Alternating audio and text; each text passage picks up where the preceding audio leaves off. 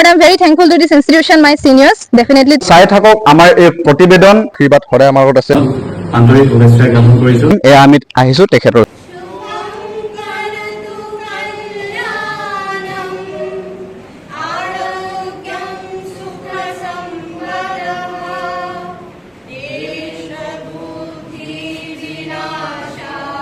মাৰ্ঘেৰিটা মহাবিদ্যালয়ৰ কনফাৰেন্স হলটি ইয়াত আজি ডক্টৰ জিতেন হাজৰিকা দেৱে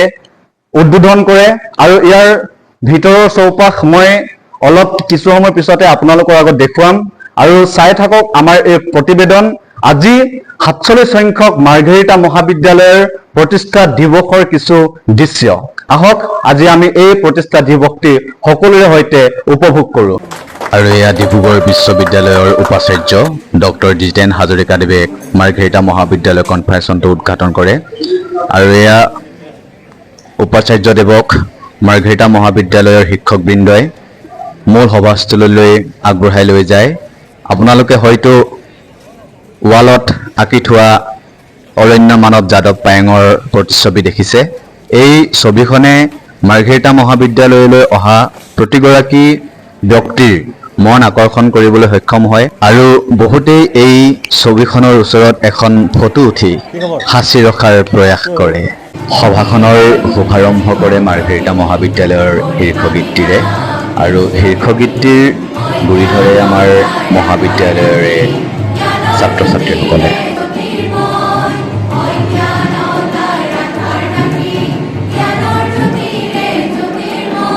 ডিব্ৰুগড় বিশ্ববিদ্যালয়ৰ মাননীয় উপাচাৰ্য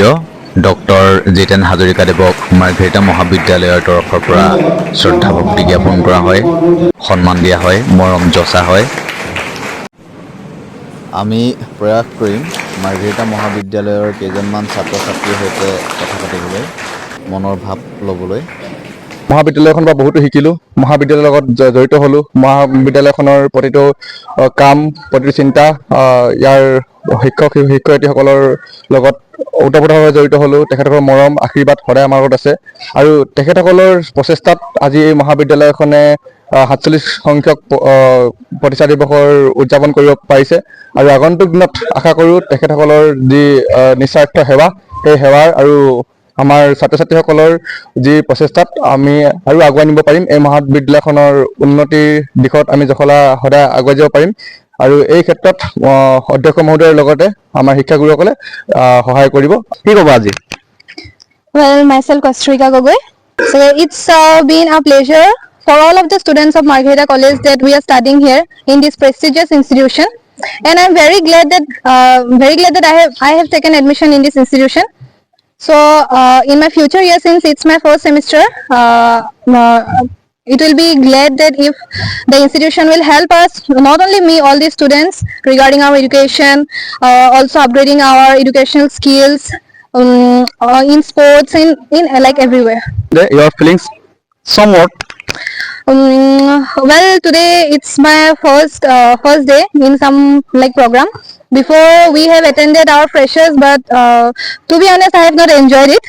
But today, means from the core of my heart, I'm very thankful to this institution, my seniors, definitely to them, that today I enjoyed a lot. আজি আমাৰ বাবে সঁচাই এক গৌৰৱৰ ক্ষণ কাৰণ আমাৰ মাৰ্ঘেৰিটা মহাবিদ্যালয়ে আজি ৪৭তম বৰ্ষপূৰ্তিক আজি ভৰি দিছেহি সেই উপলক্ষে মই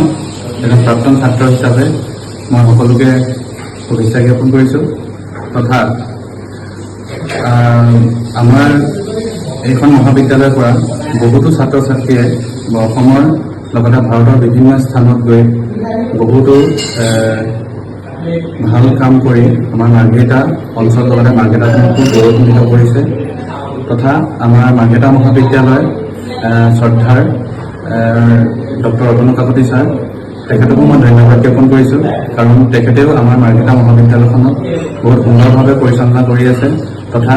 অধ্যাপক অধ্যাপিকা লগতে মহাবিদ্যালয়ৰ সকলো কৰ্মৰত সদস্যসকলকো মই এই শুভক্ষণত আন্তৰিক শুভেচ্ছা জ্ঞাপন কৰিছোঁ মাৰ্ঘেৰিটা মহাবিদ্যালয়ত প্ৰথম আহি তাৰ অনুভৱ আৰু মাৰ্ঘেৰিটা মহাবিদ্যালয়ৰ পৰা কি বিচাৰে তাৰ প্ৰতি এটা মানে তেখেতৰ মনোভাৱ আমি গ্ৰহণ কৰিম এয়া আমি আহিছোঁ তেখেতৰ ওচৰলৈ নমস্কাৰ, মোৰ নাম ৰিণী চাউৰক। মই মাহিৰিতা মহাবিদ্যালয়ত এইবাৰ প্ৰথম ষান্মাসিকৰ ছাত্ৰী। মই এইবাৰ প্ৰথম ইয়ালৈ আহিছোঁ আৰু আহি ভাল লাগিছে। আৰু প্ৰথমবাৰ এনেকৈ ৪৭তম প্ৰতিষ্ঠা দিৱসৰ মানে উদযাপন কৰি প্ৰথম উদযাপন পাইছোঁ আমি, সেইটো কাৰণে ভাল লাগিছে।